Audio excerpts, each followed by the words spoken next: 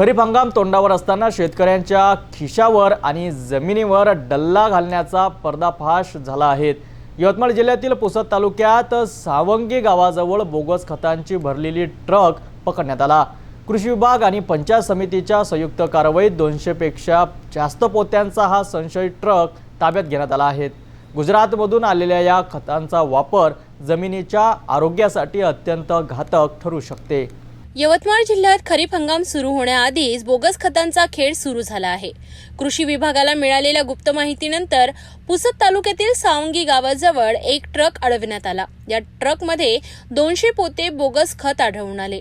विविध कंपन्यांची नावे छापलेली असली तरी याची गुणवत्ता आणि परवाने संदिग्ध आहेत। गुजरातमधून आलेल्या ट्रकबाबत स्थानिक अधिकाऱ्यांनी तपास सुरू केला आहे। यामध्ये काही पोत्यांमध्ये खते तर काहीत अनधिकृत मिश्र रसायने आढळली आहेत।